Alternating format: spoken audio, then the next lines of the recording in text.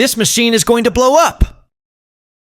Yeah, as you can see there, that's my coffee machine. And yes, it's not working at the moment, as you can see on the screen. Later on, that got me thinking, are coffee machines really that good? Is it a good idea to have a coffee machine in your business?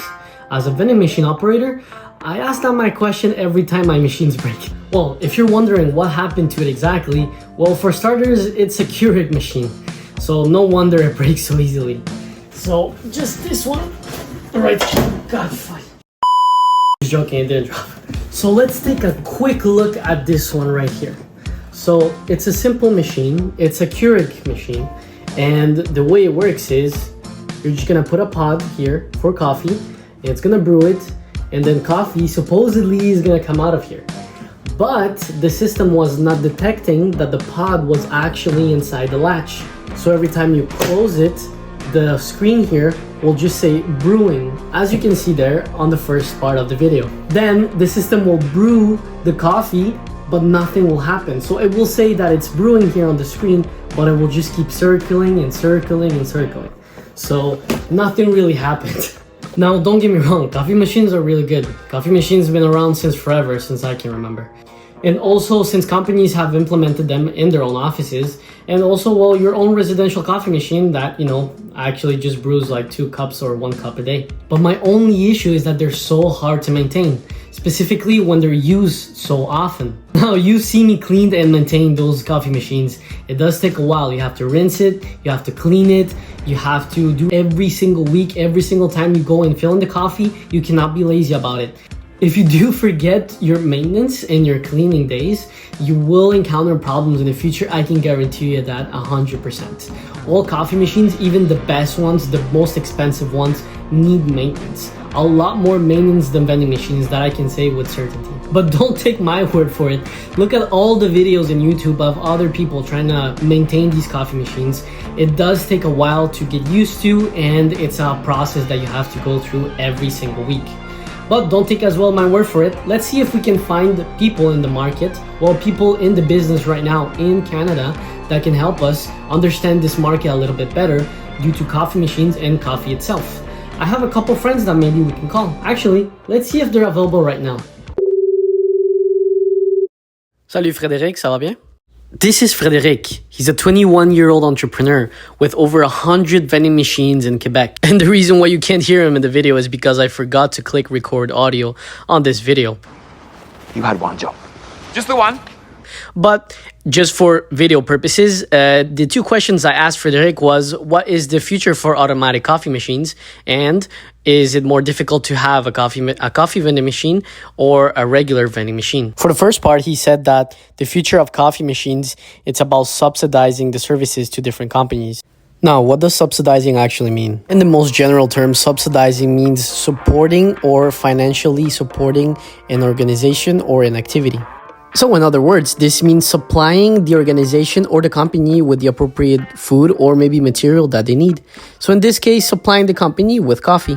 Now, this practice is far from new. If you've probably been in a workplace or an office, you've probably seen a coffee machine there. And most probably, it's been subsidized by a different company. Unless your company is the one that provides their own coffee for their employees. But at the end of the day, the business model that is the most profitable is without a doubt subsidizing the coffee for the company. The reason being is because the cost is really, really low and you don't lose that much expired coffee for the days that are not consumed. Then for the second question, well, it was a no-brainer. He obviously said that taking care of a coffee machine is a lot more difficult than a regular snack vending machine, for example. Now, where does this leave us right now? Well, at the moment, either I repair the machine or I go directly and buy the new one and avoid all the troubles altogether. Well, you know what? I'll let you guys guess what I decided at the end.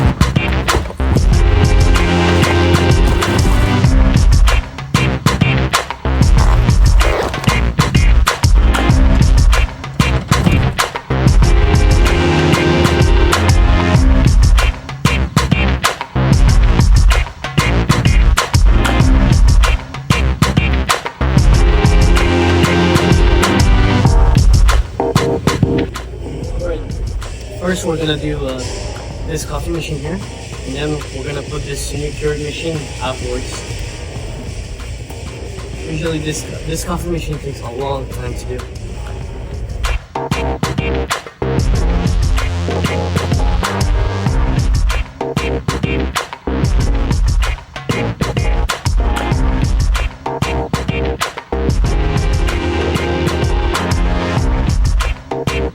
Now you gotta make sure to clean all the gunk in this tube. This is the filler tube for the green coffee.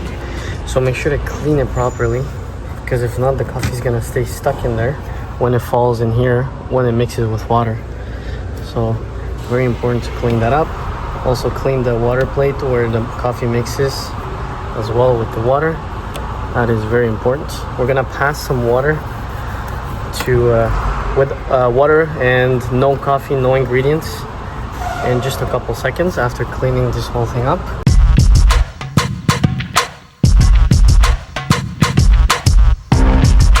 Usually I like to take these scoops off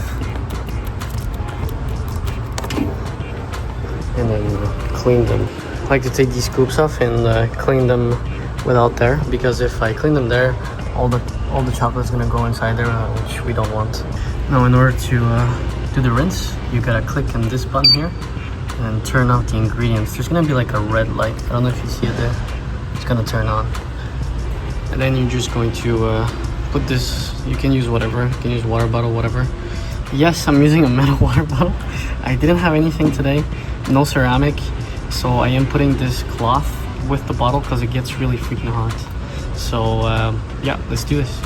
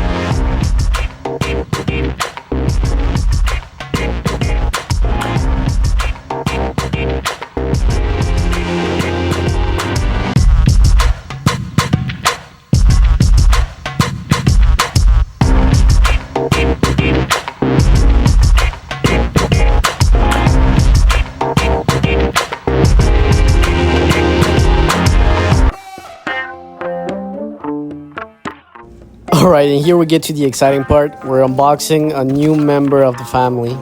We just need to get all this useless stuff away. Actually, I'm joking. That's pretty helpful. And welcome a new member of the family. We just need to remove that small paper. And here she is, Keurig 3550. Right now, you're probably wondering, wait, couldn't you just repair the machine? Well, I can't really leave a 75 plus employee building out of coffee for quite a while until I figure out a way to fix the machine. So I really needed like a plan B, and I needed it quick. Remember when I said that these coffee machines do require a lot of maintenance and they're hard to maintain? Well, same thought process goes for repairing these guys. They're as hard as they are to repair, then as they are hard to maintain. If you don't know what you're doing, you can probably just completely finish the coffee machine and it's not gonna ever work anymore. These machines do come with a warranty, but trust me when I say this, that Keurig is kind of hard to get in contact when it comes to warranty. So best scenario for me in this case was to buy a new one, and then for the moment, I'll get to find a way to repair the old one and have that one as a backup. This machine currently, the one that's on the office, is currently plumbed. That means it's directly connected with a water line. That means that there's no use for a water container and having it to be filled every time. Right now, I'm currently connecting the plumbing cable directly into the machine. And after that, we should be able to go with a first test round of coffee. All right, now we're all plugged in. The machine is turned on, but currently there's no water going in. So I completely opened the water valve to let the water go in, and the machine is supposed to suck in that water to enter it in the container inside the machine.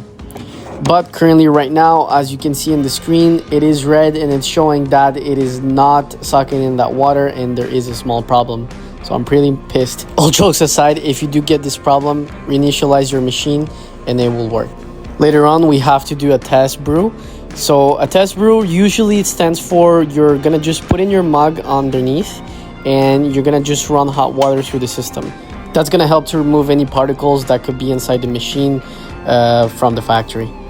All right, and we're all done and we should be all good to go with our new family member.